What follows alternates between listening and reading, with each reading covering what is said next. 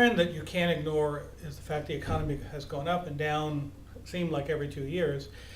The best way to handle that chaos or that up and down is by having flexibility, and in HR that generally means a contingent workforce. But the problem is that contingent workforce, which means contractors, temps, outsourcing, whatever, is generally run through purchasing. So we have two systems. If you're a regular employee, you get hired, developed, appraised using one system. But if you do the same exact job, but you happen to be a temp or whatever, you get appraised differently, hired differently, trained differently, and it's just wrong. So you can't have an offense and defense where they're trained and use different language and have different appraisals. So the question is, how would you appraise contingent workers, or how would you integrate the process? First of all, it's realizing that contingent is probably going to be 50% of your workforce. It should be. Contingent workers, if you're doing a movie, the people that do the set need to be there the first day or the first week, but not the last week. So you want people at peak periods, peak times. You might even pay them more because you only need them. So one bank I used to work with paid tellers on Friday afternoon 30% more.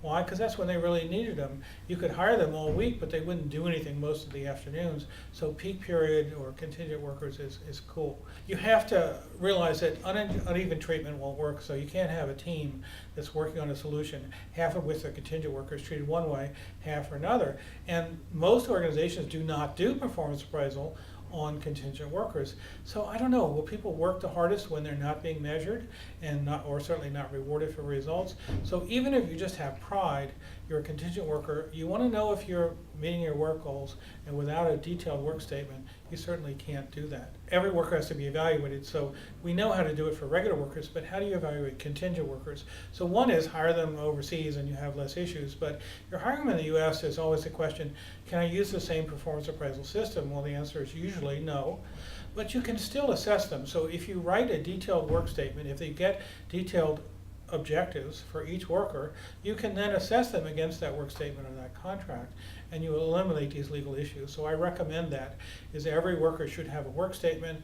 They probably should be rewarded based on whether they perform that, not just volume but quality, and you'll get people performing much better. The time frame has to be relevant, so if you do performance appraisal once a year and a contractor's only there 2 months, they're not likely to be evaluated in any case. So you need to be able to evaluate people in short term, and especially if you rehire contingent workers, you need some assessment of how good they were. You can't assume all contingent workers are Lego blocks and you can replace them with another one. You should hire overseas. There's lots of laws in the US, but if they're virtual workers, as many contingent workers are, you can hire them anywhere, and you just don't have the same rules. When contingent workers leave, you need to capture their learning. So when employees leave, we want to capture their learning. We want to understand what they learned before they walk out the door.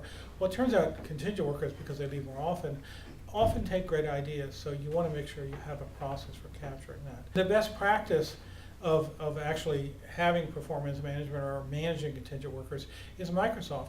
So they're the famous organization that got sued for the way they treated contingent workers.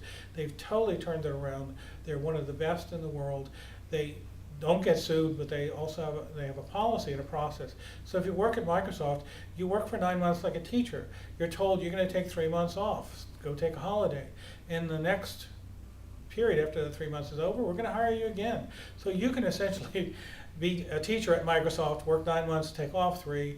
You're a contingent worker. You don't have the same legal requirements as a permanent worker, but because you have a steady gig, there are lots of people more than willing to do that. So if you say, well, I can't manage performance on a contingent worker, you're just wrong. You're just old school.